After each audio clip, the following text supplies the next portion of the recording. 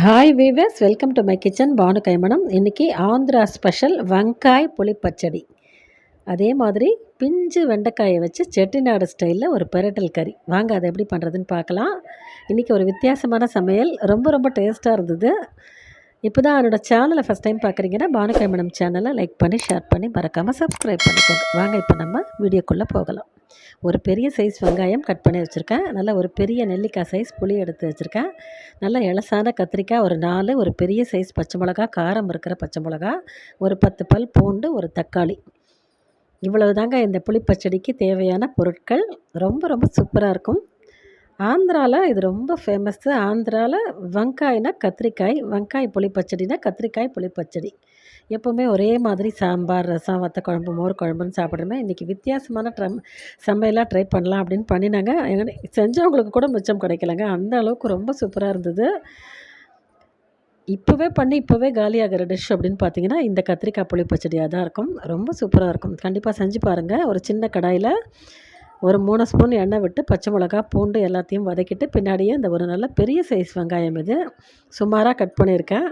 அதையும் போட்டு நல்லா வதக்கிக்கோங்க. வெங்காயம் ஒரு கண்ணாடி பதம் வந்தோன்னே அந்த கத்திரிக்காயை சிப்ஸ் மாதிரி ரவுண்டாக மெல்லிசாக நறுக்கி எடுத்திருக்கேன். அதையும் சேர்த்து நல்லா வதக்கிக்கோங்க.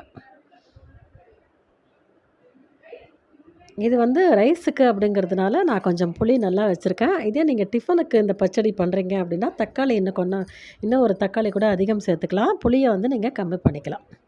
காரம் உங்கள் விருப்பம் தாங்க. இப்போ சம்மர் அப்படிங்கிறதுனால நிதானமான காரமாக நான் வச்சுருக்கேன். இதே உங்களுக்கு காரம் ரொம்ப பிடிக்கும் அப்படின்னா இன்னொரு பச்சை மிளகா கூட நீங்கள் ஆட் பண்ணிக்கலாம். இது காரம் இருக்கிற பச்சை மிளகா. இது இல்லாத நம்ம சாம்பார் பொடி கூட சேர்க்க போகிறோம். இது கூட வித்தியாசமாக இருக்கும்.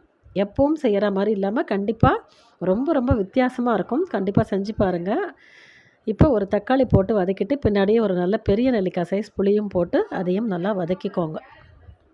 ஒரு சிட்டிகை மஞ்சள் பொடி, நல்லா ஒரு பெரிய டேபிள் ஸ்பூன் கிட்ட சாம்பார் பொடி.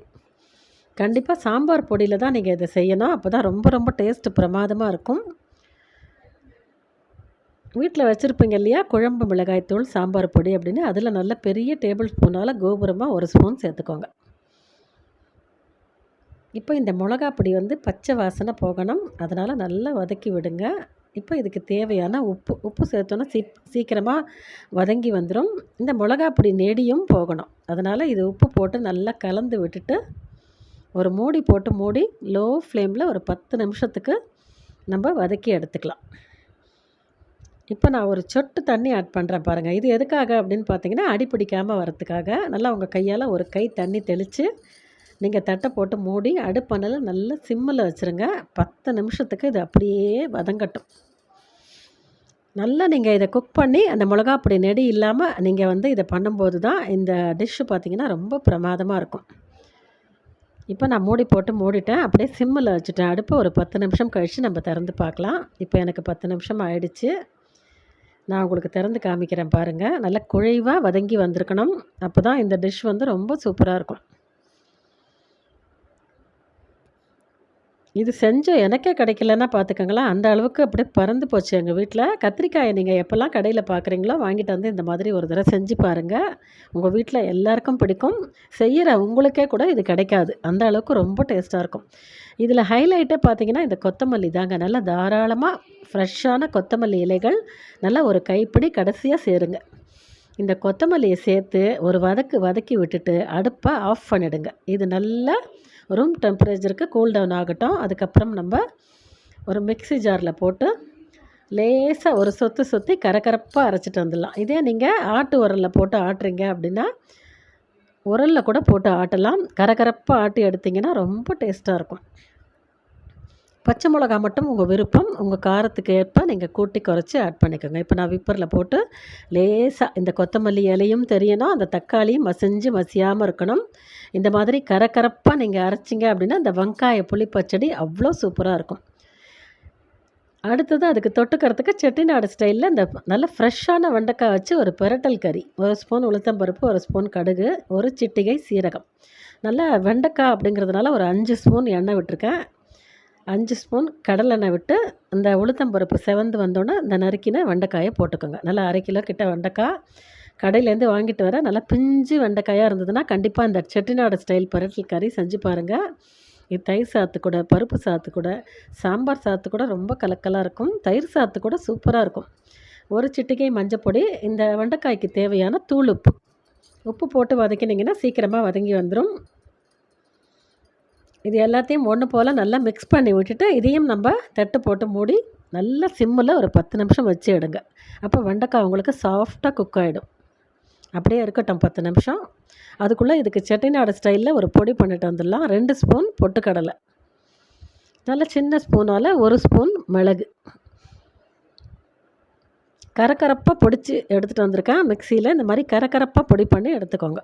இப்போ இந்த வெண்டைக்காய் நல்லா செவந்து ஒரு அரை பங்கு நல்லா வதங்கி வரட்டும். அதுக்கப்புறமா நம்ம இந்த பொடியை சேர்க்கலாம். இப்போ வெண்டைக்காய் இந்த அளவுக்கு குக்காக இருக்குது. இன்னும் ஒரு 2 நிமிஷம் கழித்து நம்ம அந்த பொடியை சேர்த்தோம் அப்படின்னா சரியாக இருக்கும். இப்போ இந்த செட்டிநாடு பரட்டலுக்கு பெருங்காயம் நல்ல மணமாக இருக்கிறதுக்கு தூள் பெருங்காயம் கொஞ்சம் ஆட் பண்ணிக்கோங்க.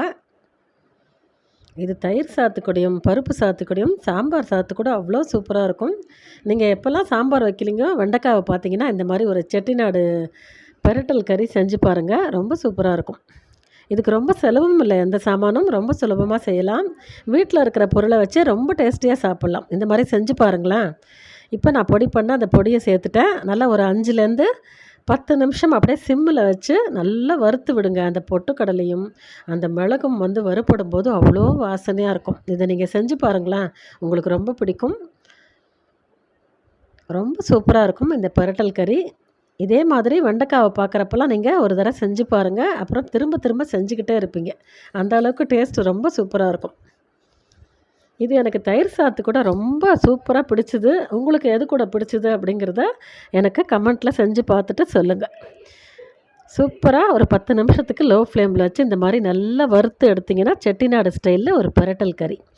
இப்போ நல்லா உதிரான சாதத்தை போட்டு இந்த கத்திரிக்காய், வெங்காய புளி பச்சடியை போட்டு நல்லா தாராளமாக நல்லெண்ணெய் விடுங்க. நல்லா 2 டேபிள் ஸ்பூன் தாராளமாக நல்லெண்ணெய், பச்சை நல்லெண்ணெய் விட்டு இதை பிசைஞ்சு அந்த வெண்டைக்காய் பரட்டல் கறியோடு சாப்பிட்டீங்க அப்படின்னா அப்பப்பா ரொம்ப சூப்பராக இருக்கும். இன்றைக்கி நாங்கள் ரொம்ப என்ஜாய் பண்ணி சாப்பிட்டோம். இதை செஞ்ச எனக்கே அந்த கத்திரிக்காய் புளி பச்சடி கிடைக்கல. அந்த அளவுக்கு ரொம்ப சூப்பராக இருந்தது. நீங்களும் இதே மாதிரி செஞ்சு பாருங்கள். மறக்காமல் உங்கள் ஃபீட்பேக்கை எனக்கு கமெண்ட்டில் சொல்லுங்கள். இந்த வீடியோ பிடிச்சிருந்தது அப்படின்னா நம்ம பானு கைமணம் சேனலை லைக் பண்ணி ஷேர் பண்ணி மறக்காமல் சப்ஸ்கிரைப் பண்ணிக்கோங்க. எப்போதும் ஒரே மாதிரி சாப்பிடாமல் இந்த மாதிரி வித்தியாசமாக செஞ்சு சாப்பிட்டு பாருங்கள். வேறு ஒரு இன்ட்ரெஸ்டிங்கான டாப்பிக்கோடு நான் உங்களை மீட் பண்ணுறேன். ஓகே வீவர்ஸ், தேங்க்ஸ் ஃபார் வாட்சிங்.